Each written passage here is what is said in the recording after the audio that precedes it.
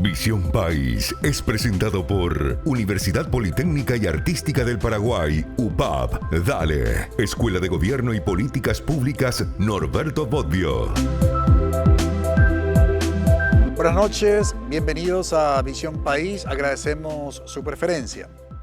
Hoy queremos poner en perspectiva y utilizamos el término el Paraguay en la lupa de las escritoras porque nos van a acompañar dos prestigiosas y reconocidas escritoras de nuestro medio, con reconocimiento internacional también, porque queremos conocer el Paraguay, pero desde la visión justamente de las personas que se dedican a la literatura. Y siempre solemos sostener aquí desde Visión País que muchas veces los cientistas sociales tienen como unos anteojos muy rígidos desde la perspectiva epistemológica, científica, para ciertos análisis. Sin embargo, los escritores tienen mayor libertad para poder explicar y entender, comprender y plantear soluciones a los fenómenos sociales, económicos, culturales, políticos. Por eso, muchas veces nos preguntamos, y esto tiene que ver un poco con las distintas interpretaciones de la literatura o concepciones, si ustedes quieren, de la literatura, porque algunos dicen, bueno, ¿qué tan preocupante puede ser para los gobernantes de turno o molestar, digamos, a los gobernantes de turno los escritores? Sin embargo, tenemos suficiente experiencia en sistemas dictatoriales, autoritarios, de persecución a los escritores, ¿no? Entonces uno dice, ¿por qué se le persigue a los escritores o escritoras? ¿Por qué le ven como un peligro, digamos, en términos de crítica al ejercicio del poder o de la convivencia social? Y por algo será, ¿no? Entonces, hoy justamente le proponemos en Visión País compartir esta visión que tienen las escritoras respecto de nuestro país en los distintos ámbitos.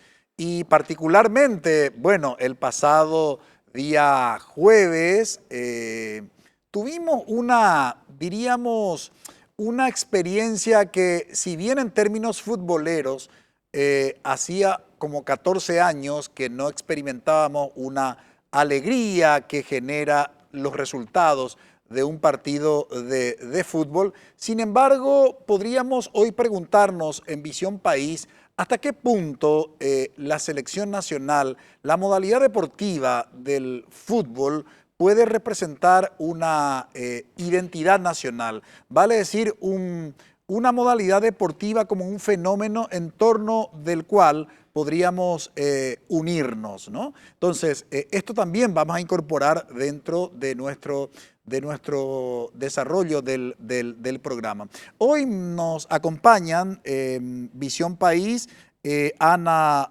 Martini, escritora. Muy buenas noches, Ana, y gracias por haber aceptado la invitación. Buenas noches, Francisco. Bueno, buenas noches a toda esta teleaudiencia, entre las cuales yo estoy. Solamente que hoy no estoy desde mi casa porque estoy aquí, así que agradezco, saludo y me siento muy honrada en acompañar este programa. Muy amable. También nos acompaña Lourdes Espínola Güesel, escritora reconocida. Muy buenas noches, Lourdes, y gracias por aceptar la invitación. Muchas gracias, doctor. Muchas gracias por la invitación. Muy buenas noches para usted y para quienes nos están mirando. La verdad que es una linda oportunidad para estar juntos en el territorio de la literatura y disfrutar de lo que nos gusta, que es de la cultura. Asimismo. Bueno, algunos dirán que un domingo a la noche, horario central, tener a dos escritoras para hablar del país. Le invitamos que nos acompañen. Tienen mucho que decirnos las escritoras, no solamente cuando tienen la pluma, también cuando hacen análisis en televisión. Brevísima pausa.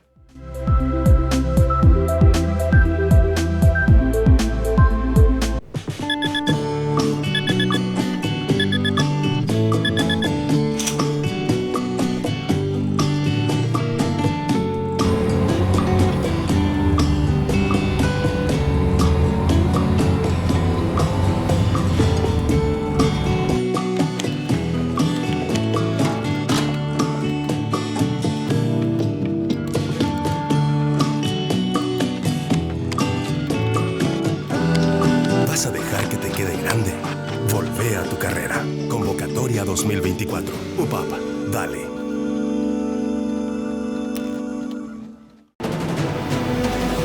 De lunes a viernes, desde las 9:30 de la mañana, el equipo de Turno Mañana arranca para seguir dándote toda la información y actualidad de Paraguay y el mundo. El ganador de estas elecciones. Un espacio periodístico con entretenimiento al servicio de la gente. Él pasó aquí Navidad. Con sus reclamos. Queremos que sea ella nuestra directora. Necesidades y todo lo que tenés que saber. Tránsito lento en Asunción, específicamente. Dante Melgarejo, Carolina Arévalo, Roberto Coronel y Juan Carlos Mareiro te esperan para seguir conectados desde el lunes 18 de noviembre. Turno Mañana NPI, donde la información nos conecta con la gente.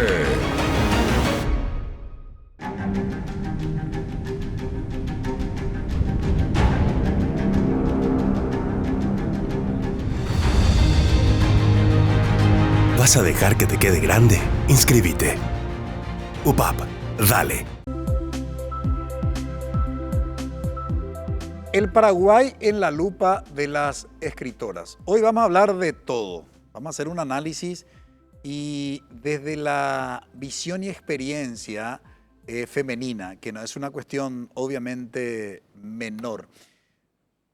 El pasado día jueves, como dijimos en nuestra introducción, tuvimos una experiencia que desde la perspectiva del fenómeno social puede tener distintas lecturas, Ana.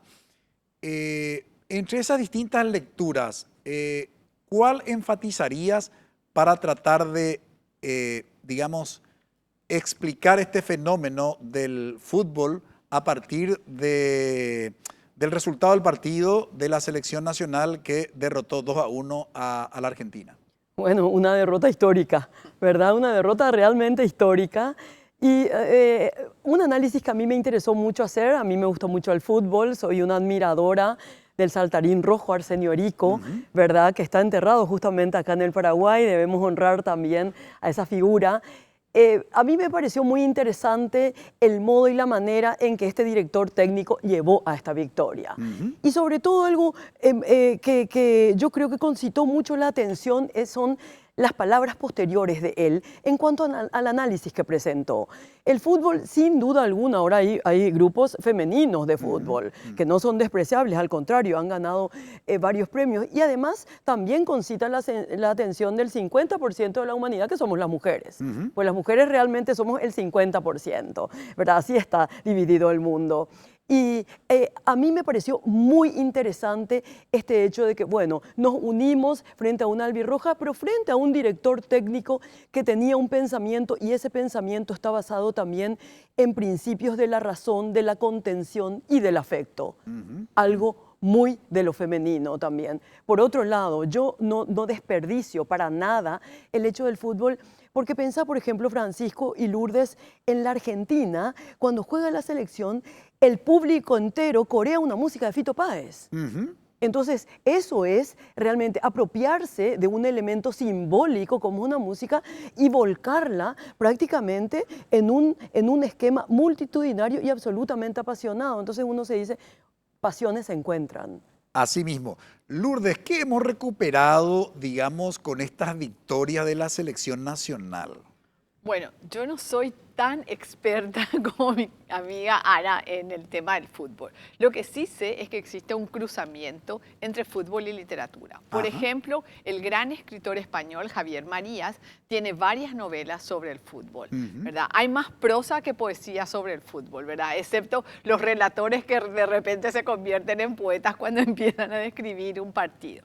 Y también es interesante porque el fútbol es un elemento de inclusión de género, en el sentido de inclusión de la mujer, esto que mencionó Ana, de que hay muchos equipos femeninos y hay todo un movimiento. A mí me interesa mucho el tema del movimiento femenino y el movimiento feminista, me ha interesado desde los años 80.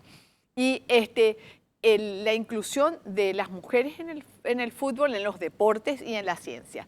Yo personalmente practico esgrima. Ajá. Ese es mi deporte, era el deporte de mi madre. Estoy aprendiendo, me encanta porque me parece que es elegante, es como un poco artístico porque es casi como un ballet. Y bueno, y es lo que también me mantiene en forma porque es algo que tenemos que hacer. Pero a mí me interesa el cruzamiento y también este tema de inclusión.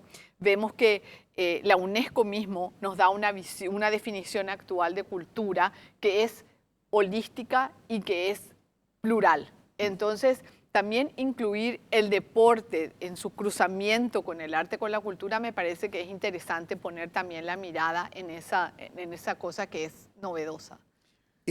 Dentro de esta perspectiva del concepto de la cultura desarrollada por la UNESCO, que hablar de cultura es hablar del fenómeno humano, ¿verdad? Sí. Donde se incluye con el concepto de cultura toda actividad humana. Desde ese punto de vista, en este periodo democrático, el pasado 3 de febrero, bueno, celebramos 35 años del derrocamiento de la dictadura militar Ana. ¿Cómo evaluarías este proceso democrático en nuestro país? Bueno, es un proceso, yo creo que es casi una perogrullada señalar que este proceso realmente tiene como un eje victorioso la libertad de opinión, la libertad de prensa, sin duda alguna. Ahora, lo que yo creo que sentimos es que al decir de aquella película española, asignatura pendiente, hay algunas asignaturas que han estado pendientes y que uno se pregunta realmente si existió o no la transición. Eso es lo que no se siente. Porque hay cosas que quedaron todavía en el tintero, cosas muy importantes. Por ejemplo, la reflexión sobre la historia, ¿verdad? Esto mismo que señaló Lourdes, ¿verdad? La UNESCO incorpora como una novedad importante en cuanto al concepto de cultura, el entretenimiento. Ahora, el entretenimiento, hay entretenimientos que son creativos, que son innovadores. Las ciudades tomadas, por ejemplo, por la cultura, ¿verdad? Los barrios, los festivales. Y yo creo que esas son asignaturas pendientes. Ni que decir, por supuesto, la educación y la salud, sin duda alguna. En cuanto a lo femenino, llama la atención también, ¿verdad? Que hubo antes que una Secretaría de Cultura, una Secretaría de la Mujer. Eso también llama la atención, ¿verdad? Al igual que, ¿verdad? Surge primero la ley del audiovisual antes que la ley del libro. Entonces, son preguntas que yo creo que nos tenemos que hacer, pero sobre todo analizar a la luz de los avances en cuanto a la contemporaneidad y en cuanto a nuestro relacionamiento regional, qué significaron realmente estos años. Ahora, se ha criticado mucho cuando hablamos de la historia del Paraguay desde la perspectiva de la cultura, o sea, la propia producción literaria, la persecución en determinadas épocas a los escritores y escritoras, y como que la cultura estaba reservada casi a una élite.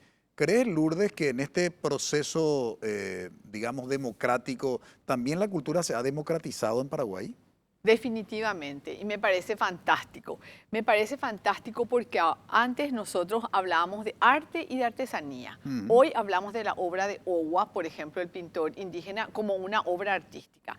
De Julia Isidres, por ejemplo, que nos representó en la Bienal de Venecia, que nos representó en el Reina Sofía en España, como una artista popular. Es una transformación en la conceptualización. No hay gradaciones, sino que hay una variedad, es una inclusión casi antropológica, diríamos. Y hay mucha gente que ha ayudado en esto, ¿verdad? Todos hemos ayudado, todos los artistas, cada uno en su proceso, en su granito de arena. Ahora pienso, por ejemplo, en una persona que, si bien no es paraguaya, me parece que hace una gran labor, que es Isán Gayet con el Centro Cultural del Lago. Ella fue educando porque ella ejerce un gusto estético en cuanto a la selección y va de esa forma. Ahora, por ejemplo, la revista Diplomática, en los 2 últimos números, anteriormente tenía obras como de de Olga Blinder o de Emilio Ricci. En el número anterior tiene una obra de Owa en la tapa y en este número una cerámica de Julia Isidres. Entonces, ese concepto de inclusión dentro de la democracia sí es palpable, se ve en todos lados. También es cierto lo que dice Ana, que a veces es más lo visual que la palabra, y sobre todo la palabra poética, porque hablamos en prosa. Entonces, se lee más narrativa, se lee más, sobre todo, es más fácil leer un cuento, una novela, y la entramada simbólica de un poema requiere más trabajo, que es un desafío, y bueno, y en eso estamos aportando varios, y sobre todo mujeres escritoras, que es un área que a mí me interesa, que es la reivindicación de la tarea literaria de las mujeres en el Paraguay. Quiero tomar ese concepto de desafío. Hoy por hoy se habla de la sociedad del conocimiento.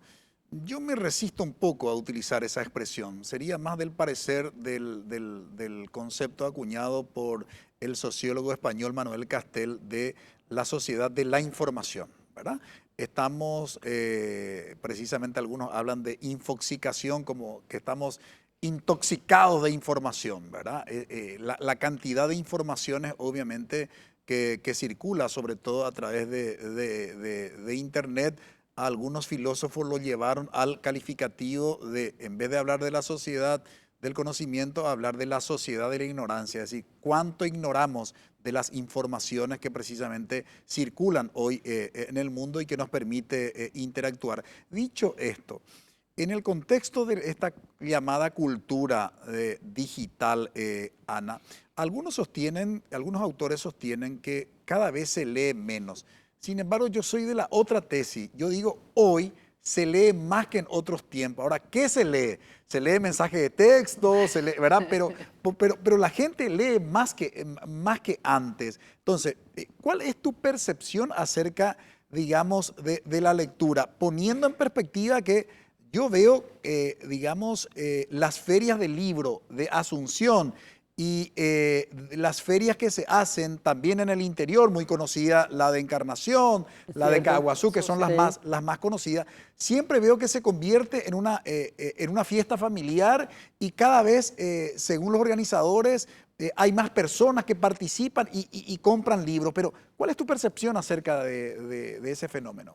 Mira, lo que señalas es muy correcto porque realmente eso que dice Castells, ¿verdad? De la información, sin duda hay mucha información. De lo que se carece es de la formación, ¿verdad? Porque la formación lo que da es esa posibilidad de que uno pueda seleccionar lo que lee, en primer lugar. Y en segundo lugar, que es lo más importante, de tener desarrolladas las herramientas como para poder entrar a un mundo muy competitivo y ya reiterativo en cuanto a conocimientos, descubrimientos y tal, ¿verdad? Y ser capaz de innovar. En nuestro país sin duda se lee mucho más y la tecnología en eso ha ayudado. Fíjate en lo siguiente, para todas las personas, los hombres y las mujeres con discapacidad, sin duda alguna la tecnología ayudó muchísimo y sigue ayudando, ¿verdad? Algo que anteriormente mismo la comunicación ayuda mucho, a lo mejor no tanto a mano alzada, ¿verdad? Sin embargo, sí está eso. Ahora, insistimos, yo particularmente insisto en esa necesidad que la educación provea las herramientas como para que esa lectura florezca en resultados y en formación. Ese es un punto muy importante que quiero volver a la vuelta de la pausa a poner en perspectiva. La cuestión de la lectura en el contexto del sistema educativo. La gran pregunta es, si no tenemos docentes lectores, ¿podemos tener docentes alumnos?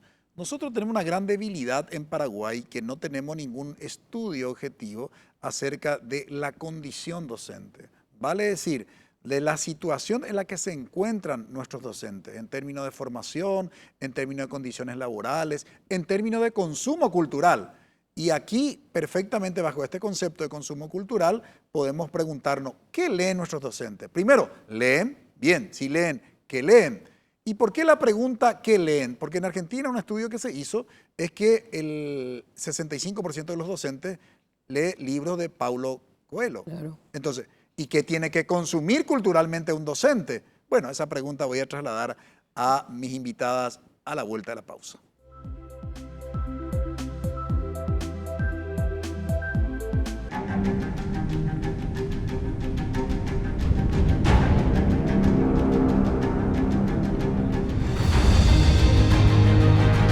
¿Vas a dejar que te quede grande? Inscríbete. UPAP, dale. De lunes a viernes en NPI, amanecemos bien arriba.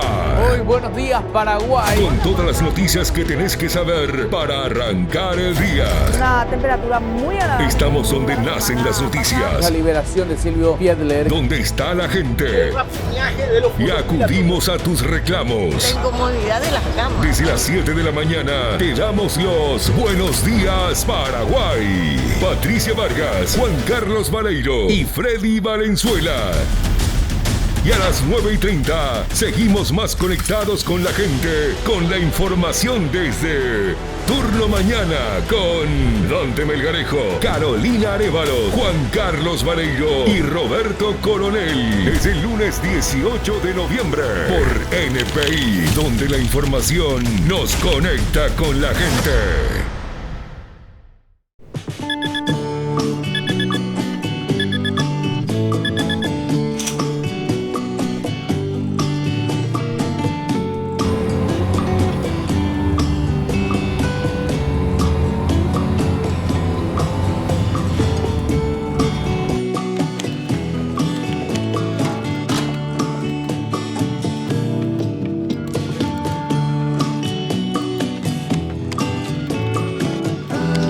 ¿Vas a dejar que te quede grande?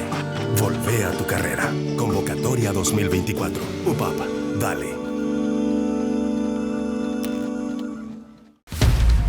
En NPI, Carolina Arévalo y Carlos Gómez te conectan con las informaciones más útiles para el desarrollo de tus actividades. Grave denuncia contra el fiscal Aldo Cantero. La expareja denunció a la gente del Ministerio Público por violencia y abandono del hijo que tienen en común. Atención, a 12 años de prisión más a 4 años como medidas de seguridad fue condenado Antolín Vega Florentín, considerado un violador serial. Teledía Noticias, lunes a viernes a las 13 horas. NPI nos conecta todo el tiempo.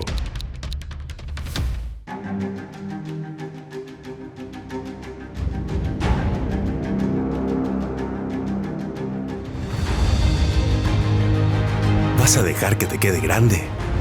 Inscríbete. UPAP, dale. ¿Cómo entender el Paraguay? Y por supuesto, podemos comprender el Paraguay desde distintas perspectivas y aristas. Hoy comparten con nosotros en Visión País dos reconocidas escritoras. Decíamos antes de ir a la pausa, si podemos tener o generar alumnos lectores sin docentes lectores. Tuvimos, Lourdes, creo que el año pasado o este año se promulgó la Ley de Fomento a la Lectura y se ha celebrado mucho entre los escritores y escritoras, digamos, la promulgación de esa ley. ¿Por qué? Exactamente. En primer lugar, porque fue un proceso que acompañó y que también se gestó. Uno de los gestores fueron los colectivos de escritores, la CEP, la Sociedad de Escritores de Paraguay, EPA, Escritoras Paraguayas Asociadas y el PEN Club. Trabajaron y eso fue el logro de un trabajo largo de varios grupos, ¿verdad? Y después porque es una formalización y es una forma en que se establece ya un proceso que va a continuar, ¿verdad? A mí me parece, sobre todo, quiero destacar, ya que mencioné el EPA, Escritoras Paraguayas Asociadas, que tiene casi 20 años, del cual yo fui 4 años presidente, que es posicionar, tiene como fundamental objetivo posicionar la obra de la literatura creada por mujeres escritoras. Si vemos de 10 años atrás las antologías de literatura paraguaya, vemos que ni el 10% eran obras de mujeres. Ahora no llegamos al 50%, pero sí bastante más, ¿verdad? Y entonces ese trabajo de visibilizar la pluma femenina es muy importante. Y en cuanto a la ley del libro, me parece que es algo que va a funcionar y va a hacer que crezca, acompañado de otras acciones como las ferias del libro. Porque en las ferias del libro, además de la gente ir a vender libros, a comprar libros, o los escritores que van a vender, o los editores, o las librerías. Están las conferencias, y están las lecturas, y están las puestas en escena de las obras infantiles. Y todo eso, para aquellos que no pueden comprar un libro, es la alternativa a la obra literaria, de acercarse y de tomar conocimiento y que sean parte de él. O sea, a veces pasa en esta última Feria del Libro de Asunción, por ejemplo, que incluso algunas editoriales tenían personas vestidas con los personajes de diversas... tenemos un compañero, por ejemplo, Alejandro Hernández, que tiene un personaje que se llama Drilo, que es un cocodrilo, bueno, y él anda con su cocodrilo y hace... Y realmente eso... emociona y estimula la imaginación de los niños, que es una forma de acercarse a la creatividad literaria. Porque tenemos que pensar que la obra literaria puede tener un soporte papel, puede tener un soporte en un Kindle, ¿verdad? Y también puede ser verbalizada, ¿verdad? Claro. Cuando hay lecturas de cuentos, etcétera, y puestas en escenas teatrales, etcétera.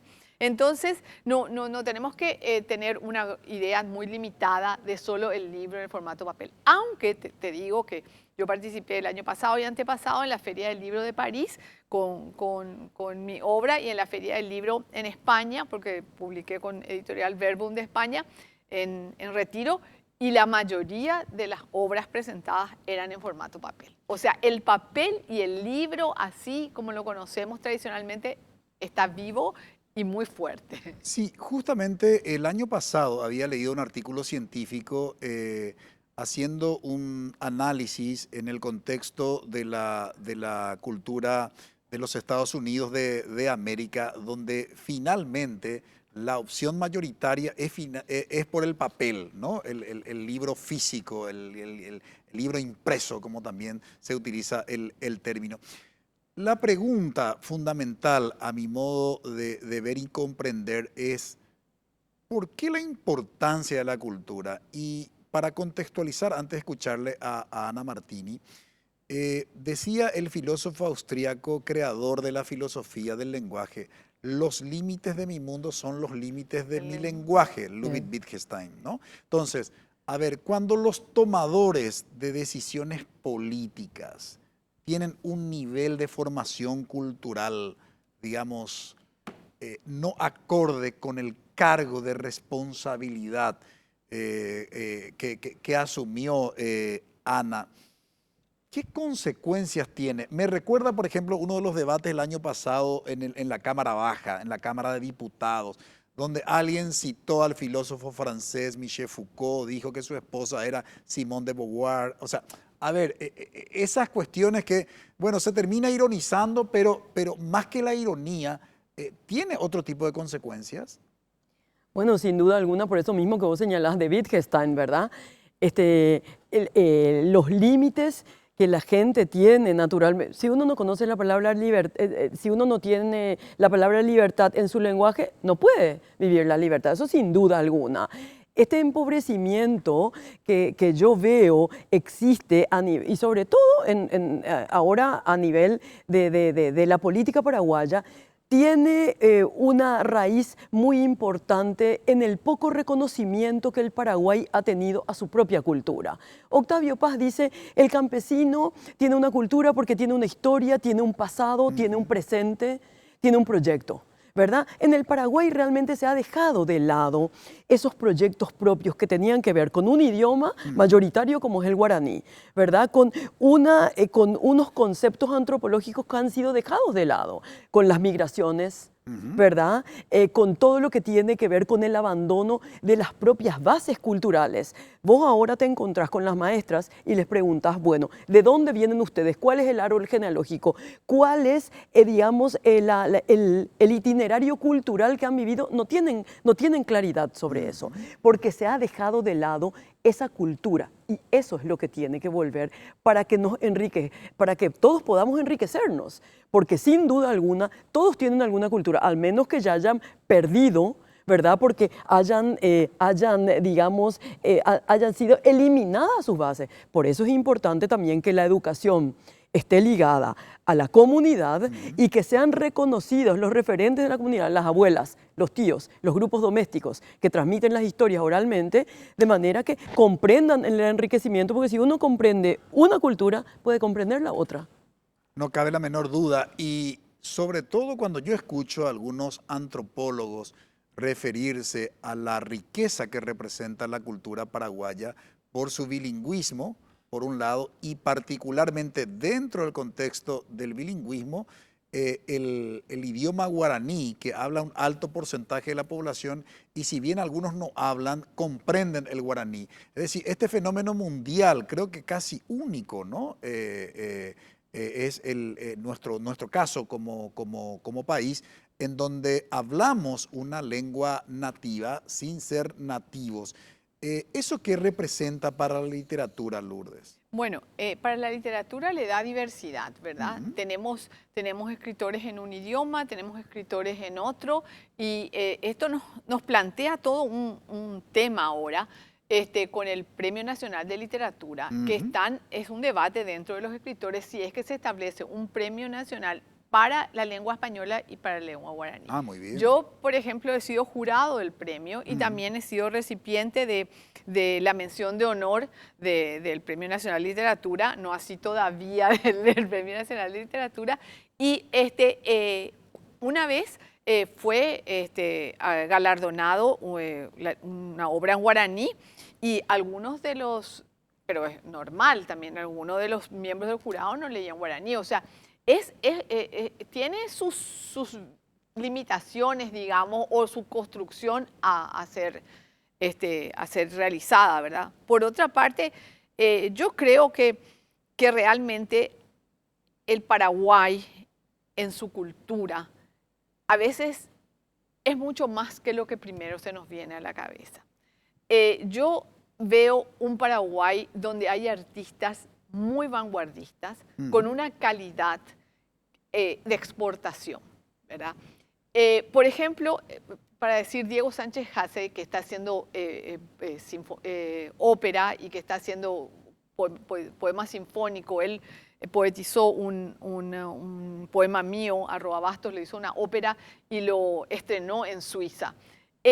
A lo mejor no se conoce tanto y a lo mejor no es lo que la mayoría escucha que es música popular, pero eso también es Paraguay, eso también es cultura paraguaya y eso también es una ampliación, ¿verdad? Y realmente en el tema cinematográfico, toda la cantidad de premiaciones que ha habido para las obras, ¿verdad? Anami Ullón, Paz, etcétera, etcétera, son un reconocimiento de que hay también otro sentido de cultura, otra producción que a lo mejor es una producción más intelectual, con una decodificación a lo mejor más sofisticada, digamos, pero que es la que estamos exportando y nos da reconocimiento también afuera, ¿verdad? Y eso yo lo he visto en mi andar por el mundo y me gratifica mucho.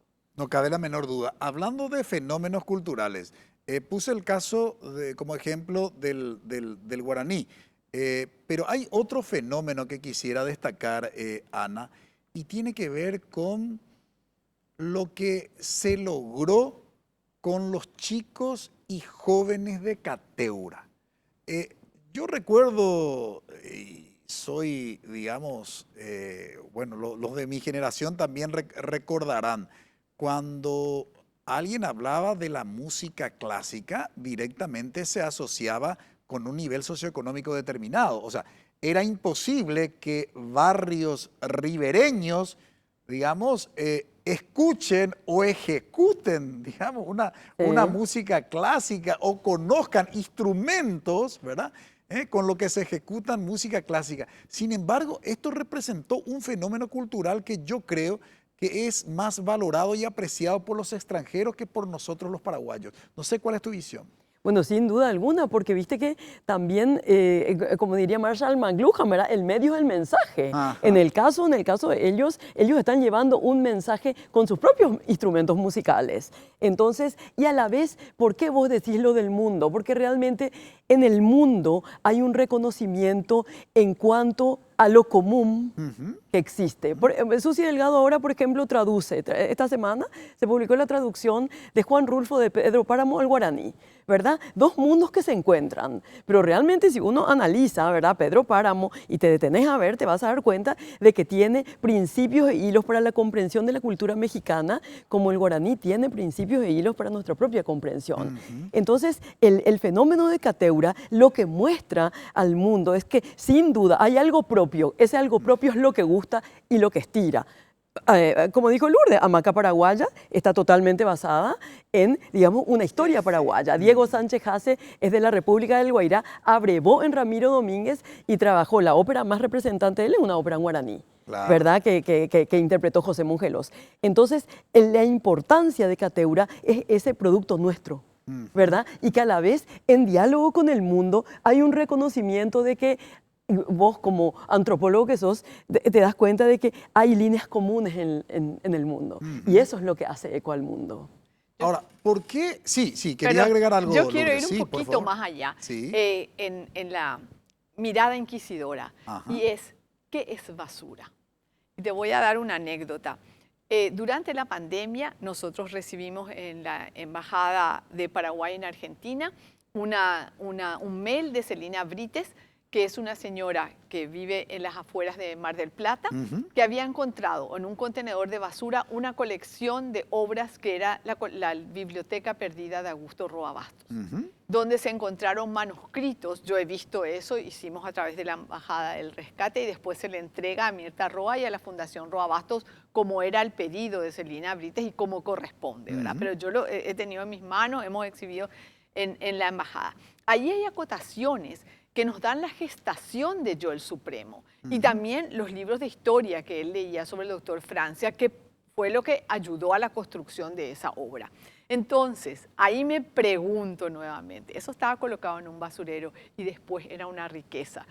Hago un paralelo de esta acción de rescate con lo de Cateura. Está colocado en la basura, pero es una riqueza y se rescata y se convierte en otra cosa, ¿verdad? Y realmente ahora tenemos a gente como Carla Fernández de Francia y a Daniel Baldeston de Estados Unidos, de la Universidad de Iowa, estudiando esa obra para saber más sobre la construcción de Yo el Supremo. Que es para nosotros, que yo también soy especialista en ROA, es una riqueza, están las claves, es como ver el secreto detrás de cómo se va armando ese libro. Y entonces nos preguntamos, ¿qué es basura?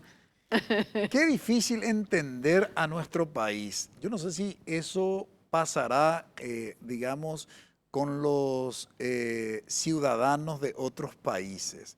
Y ustedes me dirán, pero ¿por qué afirmás eso?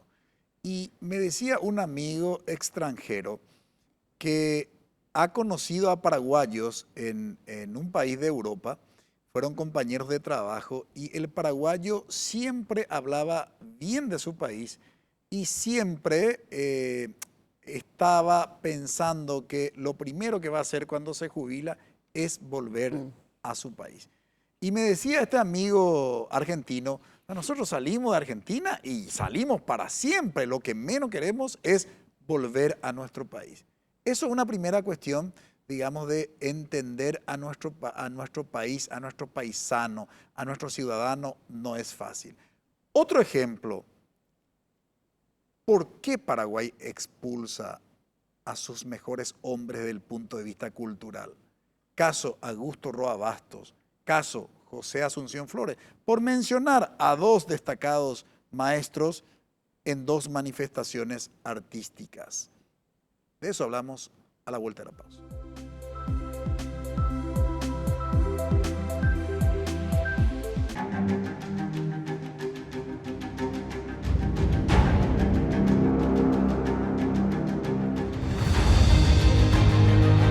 ¿Vas a dejar que te quede grande? Inscríbete. UPAP, dale.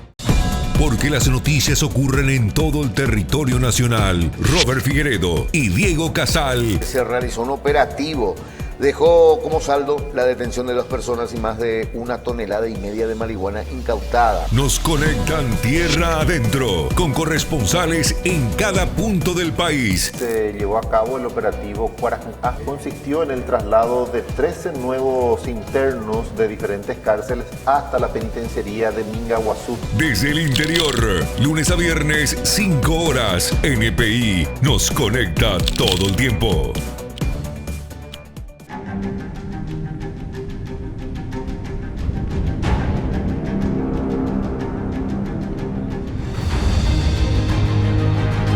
¿Vas a dejar que te quede grande? Inscríbete. UPAP, dale. Decíamos en el bloque anterior que comprender Paraguay no es tarea sencilla, Ana, por estas, no sé si contradicciones que tenemos, pero a ver, hemos iniciado el programa con la pregunta, el tema del fútbol, ¿no? O sea, ¿cuánta de identidad nos devuelve un fenómeno como el fútbol? Esto de que en otras épocas, a ver, íbamos a jugar contra los argentinos, los brasileños, y ya nos sentíamos incapaces de poder ganar, ¿no? Ese partido. Bueno, después finalmente hemos ganado algunos partidos y dijimos, sí, podemos. Entonces, y después otra vez transcurrió, digamos, un tiempo en el que no sé qué pasó con esa creencia que teníamos en nosotros mismos y que este técnico nos devuelve. Entonces, ¿a qué voy? Estos fenómenos como el fútbol, como la cultura que decía, ¿qué es lo que nos permite entender de nosotros? Bueno, este director Alfaro a mí me recordó mucho a Luis Cubilla, ¿verdad? Sí, el maestro, sí. El maestro que también hizo mucho por nosotros, ¿verdad? Yo lo que veo, bueno, Augusto Roa Bastos también tiene un cuento que se llama El Crack, sobre el fútbol, sobre un futbolista. Mira. Sí, sobre un futbolista que yo les recomiendo, además hay en cómic y les va a encantar. Les va a encantar. Augusto Roa Bastos era muy amante también de los deportes. Desde la Fundación Roa, nosotros estamos llevando justamente adelante esa visión de que todo cabe en la literatura. Bueno, en el Paraguay realmente le ha costado mucho verse en sus verdades. Verse en sus verdades. ¿Por qué? Y fíjate, históricamente, cuando termina prácticamente la guerra del 70, todavía no está escrita la historia, la escribe Blas Garay, ¿verdad? Luego, no hay ni siquiera la imagen de los próceres, se cuenta oralmente, ahí se construye, el Instituto Paraguayo reúne a una serie de intelectuales que piensan de dónde somos, de dónde venimos, y viene Barrett. Y viene realmente prácticamente 2 caminos en el Paraguay, ¿verdad? Y ahí lo podemos ver a Barrett, lo podemos ver a Roa, lo podemos ver ahí mismo al creador de la Guarania, a Josefina Pla, el León Cadogan, etcétera, que es un Paraguay real. Y el otro, hay un constructo de un Paraguay ideal. Que, por ejemplo, en términos visuales podemos pensar en la idea esa estilizada de un rancho, ¿verdad? Bueno, y yo creo que esa dificultad ha pervivido hasta ahora y ha hecho que el Paraguay expulse realmente a quienes han mostrado visos de realidad. Fíjate cuánto tardó, por ejemplo, en reconocerse el valor de Barrett. Que Roa ya lo señala siempre, ¿verdad? O el mismo Casaxi que tuvo que irse. Carlos Lara Vareiro, ¿verdad? Agregando acá a la música. Entonces, yo creo que esa dificultad por asumir, bueno, esto tenemos realmente que mejorar, esto tenemos de bueno, pero hay una idea como exitista quizá pervivió en la historia como no mostrar del todo algunos dolores. Recuerdo cuando compartía con el maestro Raúl Amaral, ¿no? Estaba escribiendo en aquel entonces el novecentismo paraguayo, y aprendí muchísimo, obviamente, uno de los referentes más importantes y estudioso, sobre todo de las corrientes filosóficas en Paraguay, por mencionar una de las áreas donde incursionó el maestro Amaral, por supuesto. Tiene muchísimas obras y es uno de los más reconocidos, que abrazó al Paraguay como hubiera sido el país donde nació, ¿verdad? Siendo argentino, vino, digamos, al país muy joven. Dicho esto, Lourdes, Yo no sé si es una percepción exagerada mía y también le digo a Ana, ¿verdad? Pero para mí hubo solo una experiencia en Paraguay desde el punto de vista cultural como grupo intelectual que precisamente fue el novecentismo, ¿no? Conformado por intelectuales, escritores, políticos, Claro. que más allá, ¿sí?, de sus identidades ideológicas, sin embargo, el punto convergente fue la cultura. En un momento histórico crítico, ¿verdad?, del Paraguay. Estamos hablando de inicios del siglo XX, todavía las consecuencias de la guerra Guazú, de la guerra del 70. Y digo, no sé si soy exagerado en mi percepción, pero no he encontrado luego ningún grupo sólido, ¿verdad?, consolidado como ha sido ese grupo de intelectuales como el novecentismo. No sé cuál es tu percepción, Lourdes, y si coincidí o no coincidís, y digamos, ¿por qué es tan difícil conformar hoy un grupo de intelectuales consolidado en nuestro país?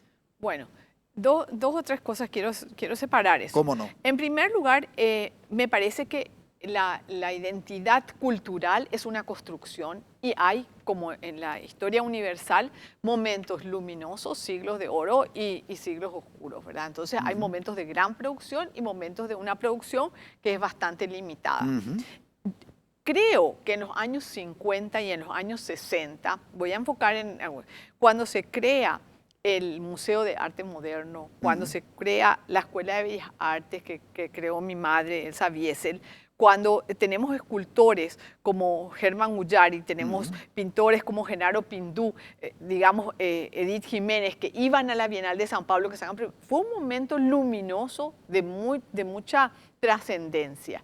Y después también me parece que hay una oportunidad que siempre nos da la vida, una oportunidad de retomar las cosas para ponerlas en su justo lugar. Por ejemplo, en el momento del Bicentenario, cuando sale la ley Juana de Lara, que es la que usted conoce, doctor, porque estaba en ese momento también en ese circuito, cuando se propone esa ley y yo fui la proponente y sale a través de diputados de la Comisión de Equidad y Género y con la fundamentación histórica de Mari Monte López Moreira. Entonces se declara prócer. Y entonces, ¿qué hacemos ahí? Una invisibilización histórica se reivindica, que es algo sumamente importante para la visión, sobre todo escolar educativa de las niñas. Entonces, creo que siempre la idea es estar atentos y poder corregir o enriquecer esos momentos donde ha habido no mucha luminosidad en cuanto a... Pero es cierto. ¿Y por qué yo creo que en este momento, yo no sé realmente si decir en términos absolutos que sí es difícil eso de lograr así un grupo, pero si así lo fuera es porque el mundo es muy individualista. Estamos viviendo una era de muchísimo individualismo. Mismo eso de estar todo el tiempo con el celular enfrente a la pantalla nos vuelve como caracoles encerrados y vueltos sobre nosotros mismos y esas redes están como debilitadas. Entonces, esas acciones colectivas que son los que crean esos movimientos culturales en este momento no son tan fértiles, ¿verdad? Ahora, sí, admito obviamente que probablemente hoy por hoy este individualismo exacerbado sea una de las características que impidan la consolidación de una colectividad como la colectividad cultural. Pero en otros países hay grupos de intelectuales unidos, Ana, y yo veo que en Paraguay es complicado, ¿no? Y necesitamos de gente pensante en este país, y no solamente pensante, por eso siempre menciono y quiero también escuchar tu parecer acerca del novecentismo, porque no solamente era un colectivo cultural consolidado que más allá, reitero, de sus identidades o afiliaciones político-partidarias se unían en torno a la cultura, sino había un compromiso también con la transformación social. La mayoría de ellos, bueno, activaron en política partidaria. El novecentismo se refiere a los intelectuales que nacieron entre 1880 y 1890, ¿verdad? Después de la Guerra Guazú. Estoy hablando a la audiencia, ¿no? Entonces, ¿cuál es tu percepción? ¿Crees que sí es complicado consolidar un grupo de intelectuales? ¿Y cuál es tu opinión acerca de los novecentistas? Bueno, mira, sin duda alguna fue un grupo absolutamente brillante, ¿verdad? Aglutinado ya en la revista del Instituto Paraguayo, ¿verdad? Sin duda alguna. Y pensemos también que en esa misma época prácticamente hay toda una generación de pintores, ¿verdad? Que lastimosamente las pintoras fueron invisibilizadas, pero sin duda alguna existían, ¿verdad? Que también empezaron a trabajar en un colectivo. Pero, Francisco, hay que tomar también algo en cuenta, que prácticamente desde 1906 hasta, no sé, la revolución tan feroz del 23, fue una turbulencia, como diría Augusto Roa Bastos, una turbulencia ancestral. Entonces, hay una generación también del doctor Stefanich, por ejemplo, con el doctor González, muy interesante en los 20, en los 30, hay un auge impresionante del teatro, por ejemplo. En el 40, el grupo Huayaraité, Augusto Roa Bastos, Josefina Pla, está ahí Liber Friedman, están varios, pero, ¿verdad? Como luego ya se produce el exilio, nuevamente la turbulencia. Ahora, hay algo interesante porque en 1954, para ese momento ya en 1928 la radio, 1900 ya había venido el cine, 1965 la televisión, pero cuando viene realmente el gobierno dictatorial, yo creo que eso generó para el Paraguay como una fuerza otra vez de organización interna y se volvieron a generar grupos. Esto que señaló, por ejemplo, Lourdes, los novísimos, ¿verdad? Carlos Colombino, Arte Nuevo, ¿verdad? Entonces, uno lo que es... Ahora, también es cierto, ¿verdad? Que así como en aquel exilio de Roa, el Paraguay siempre ha atacado como que a los grupos, intentando disolver la ley 209, por ejemplo.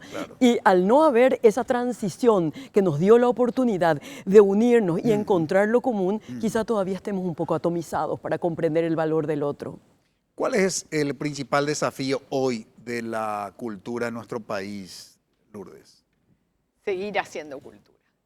Seguir haciendo cultura, y es prácticamente una evangelización.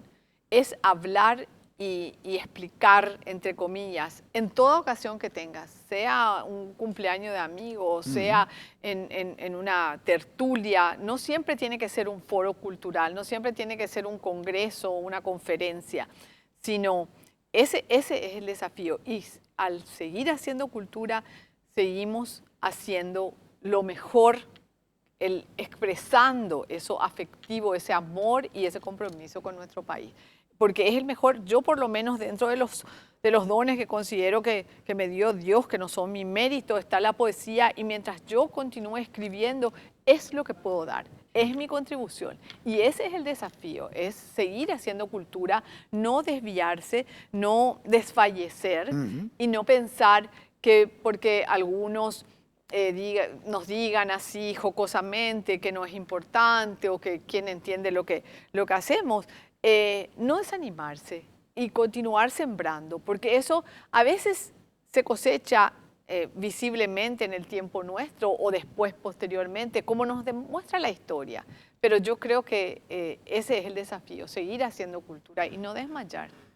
En 30 segundos, Ana, ¿por qué apostar por la cultura?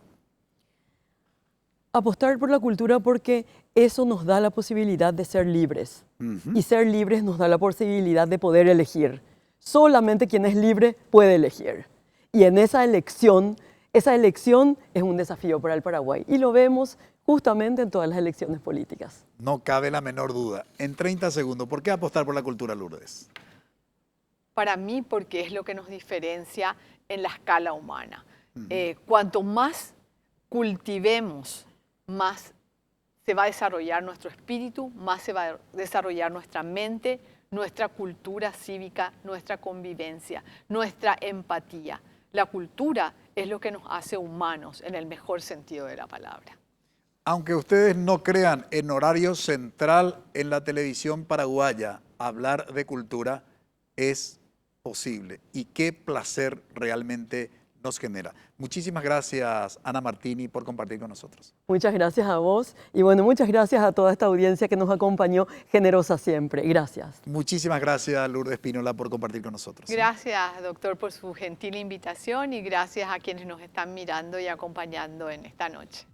Brevísima pausa. A la vuelta presentamos nuestra conclusión.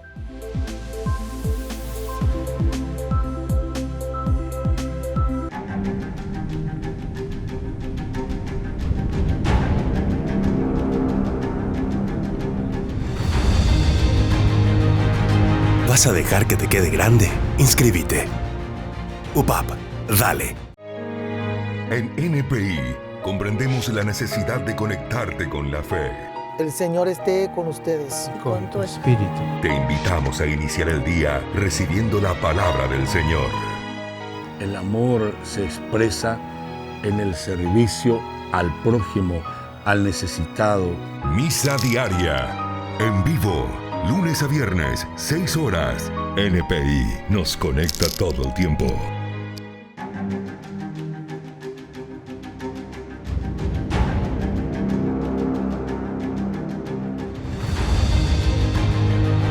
¿Vas a dejar que te quede grande? Inscríbete. UPAP, dale. De lunes a viernes en NPI, amanecemos bien arriba. Hoy buenos días Paraguay. Con todas las noticias que tenés que saber para arrancar el día. Una temperatura muy agradable. Estamos donde nacen las noticias. La liberación de Silvio Piedler. Donde está la gente. Y acudimos a tus reclamos. La incomodidad de las camas. Desde las 7 de la mañana te damos los buenos días Paraguay. Patricia Vargas, Juan Carlos Vareiro y Freddy Valenzuela. Y a las 9:30 seguimos más conectados con la gente, con la información desde Turno Mañana con Dante Melgarejo, Carolina Arévalo, Juan Carlos Vareiro y Roberto Coronel. Es el lunes 18 de noviembre por NPI, donde la información nos conecta con la gente.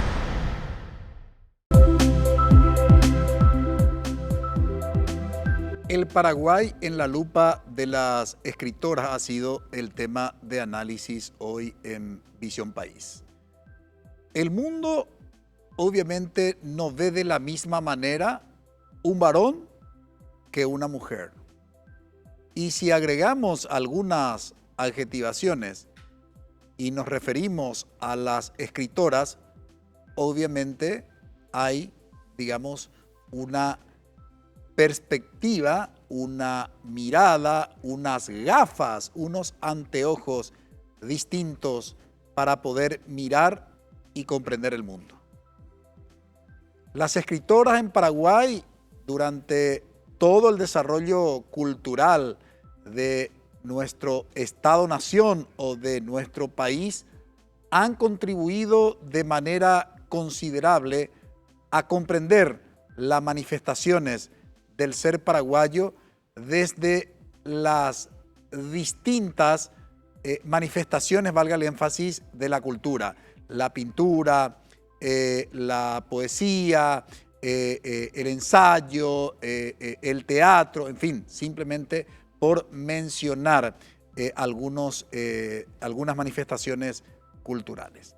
Lo que nos dejaron hoy tanto Ana Martini como Lourdes Espínola nos permiten comprender mejor el Paraguay en su historia y comprender mejor nuestro país hoy mirando el futuro.